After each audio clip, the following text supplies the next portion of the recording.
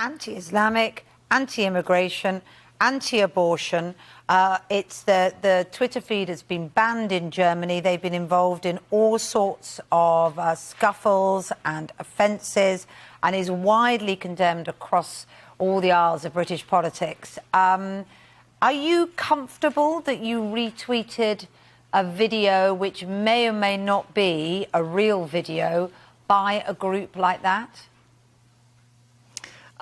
Well, sure, absolutely. I mean, there are two issues. One is, Twitter. Twitter is just as like watching things going by on a river and you're saying, here, look at this.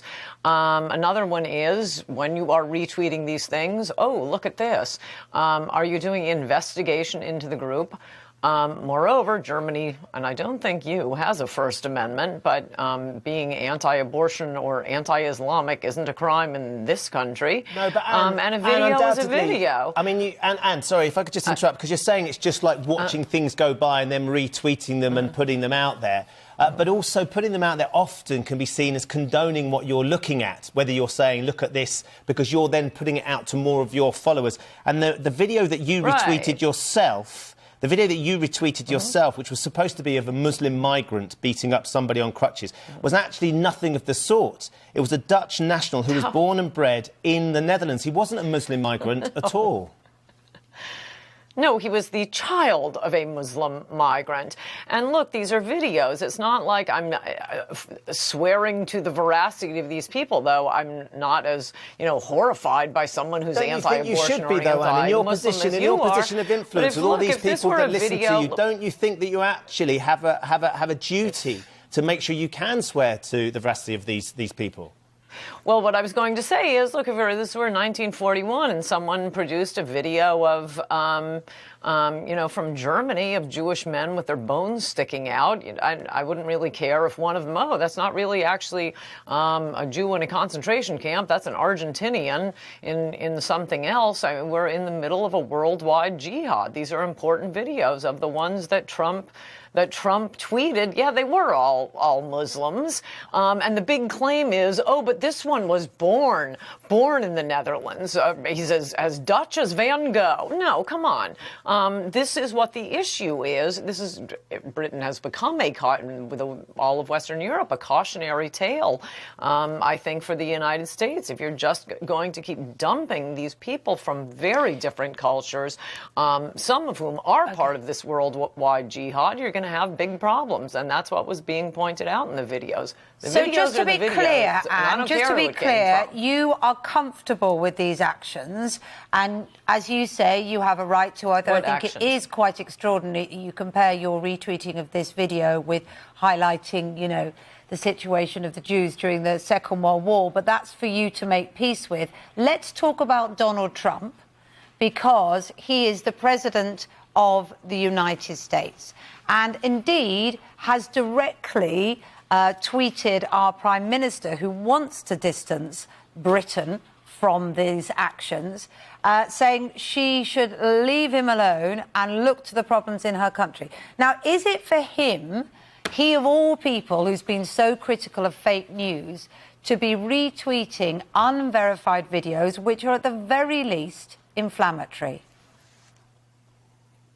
Well, you keep talking about these unverified. I don't know what you mean by verified. It's photos, and to just brush off, comparing that, I'll make peace with comparing this to the Nazis. Well, no, I tell you why it's unverified. I tell you what I mean by that. It's because you can film two people fighting, can't you? And it's a video of two people fighting. Or does Theresa just May? One second, because you challenged me about my questions. Let me explain.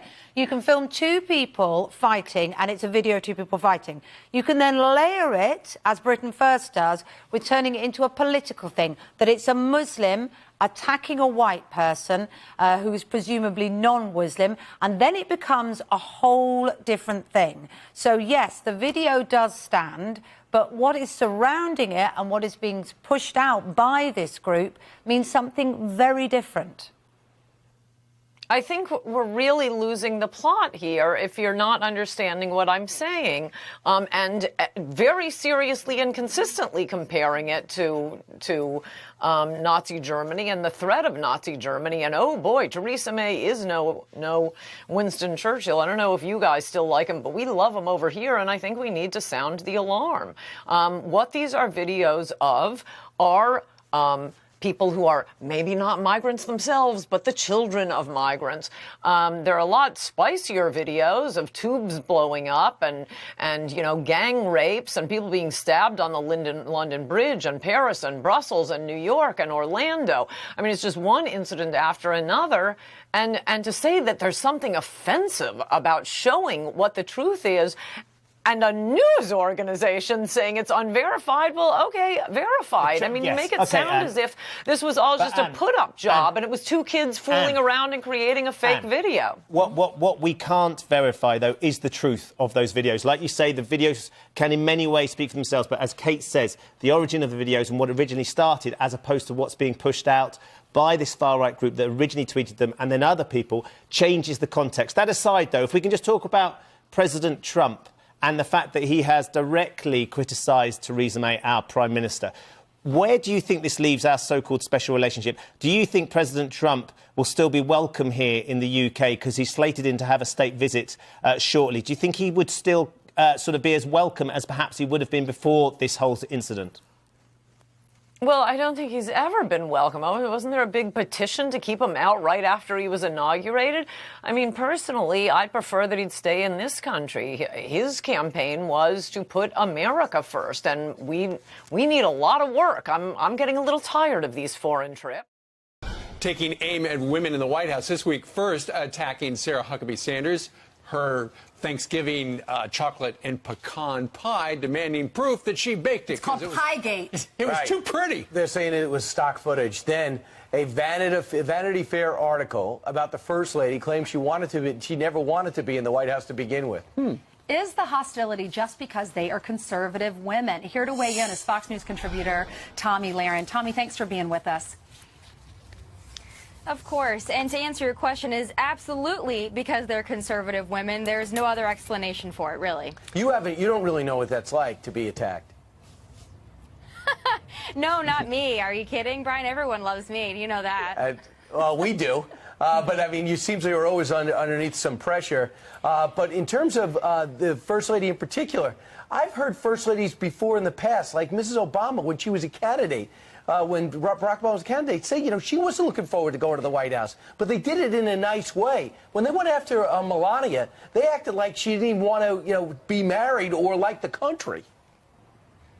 Well, they go after Melania for everything. They go after Sarah Huckabee Sanders for everything. They go after Kellyanne Conway and Ivanka Trump for everything. And I've said it before, but I'll say it again. If any of these women, and Hope Hicks is included in that list as well, if any of these women were on the left or campaigned for Hillary Clinton, they would be on the cover of every magazine in this country and around the world. They would be lauded as feminist icons. But because they're conservatives, they're not given the same credit. And they're also ridiculed and attacked for their pies, for their shoe choices at a hurricane site, for every single thing they do, from their looks to their intelligence, and it's sick. Doesn't it go against everything that these women are preaching, though? They're preaching acceptance and tolerance for all, and women should make the same amount of money as men, but yet they're attacking these women who are big leaders in the White House just because they don't agree with them politically? Well, this is the hypocritical left showing its true colors. Once again, they are the party of female empowerment, but it's selective female empowerment. It's female empowerment for those on the left. But if you're on the right, if you're a conservative, if you're even an independent, you don't get the same treatment, and you are not the icon in which they seek, because that is for a special group of women. So if we aren't in that category, I'm sorry, they don't like us. They're going to attack us for every little thing. Again, going after pies, I think that that's really telling. That is something. An icon on the left is Elizabeth Warren, the senator from Massachusetts. Of course, a couple of days ago, the President of the United States mentioned her moniker that he has given her, Pocahontas, when he was having a meeting in the Oval Room with some of the code talkers from World War II. And she said that it was a racial slur, and now she is fundraising off of what the president said, Tommy. So basically what she's doing is using her phony Native American heritage once again to advance her career. So it's actually Elizabeth Warren, not Donald Trump, that is exploiting heritage, that is exploiting Native Americans, and she should be ashamed of herself. But again, the mainstream media will always turn this back on Donald Trump and the name that he's given her. But don't be mistaken. He gave her that name for a reason. He didn't just come up with that out of thin air. She did this to herself. Right, because she apparently, it does appear, made up her family history to advance her career and get a big job at Harvard. Oh, of course she did. And then afterwards, when questioned about it, she started telling stories about how her family had high cheekbones. I mean, if we're going to talk about exploiting Native American heritage, going back and telling stories and then trying to cover up for a lie that she apparently told, that's just sick, it's sad, and it's wrong. And now she's fundraising off of it. But guess what? If this is what the left has to offer in 2020, I really like our chances. Meanwhile, let's talk about Liberty University. I've had a chance to speak there. It's a great experience. You're going to be speaking there with people like Ray Rice, former running back for the Ravens, Corey Lewandowski. So why are some people calling for you to be uninvited? Well, this is really the disease that's infecting college campuses around the country, and that is not wanting to hear things that they don't want to hear, not wanting to hear people speak with whom they disagree, and that's a problem. I think we need to invite free speech on college campuses, and, you know, I'm looking at someone like Ray Rice, who I might not agree with, who, of course, has a checkered history and a checkered past, but he should absolutely be allowed to speak. I should be allowed to speak, and this is what we have to invite more of on college campuses, is differing viewpoints, differing opinions, and we need to have these college students be exposed to things that they might not be exposed to if they're watching, you know, other mainstream media networks. Liberty will like your message, so I don't understand the pushback at all. You know, I mean, this is just commonplace, though. It's me, it's Ben Shapiro, it's any conservative that comes to campus. They're always going to have a fit about it. And I even look to some conservatives that are upset because of some of the opinions that I've had in the past that don't want me to speak. And I say this to conservatives. If we are not going to be the side or the party that stands up for free speech, who will? No one will. So we have to maintain our integrity in that area, and we have to invite, encourage, and we have to make sure that free speech is always welcomed on college campuses, especially. All right, Tommy, well, thank you very much for taking up our invitation to come and speak your mind right here on Fox and Friends on this Wednesday. Anytime. We'll see you guys soon. Yeah.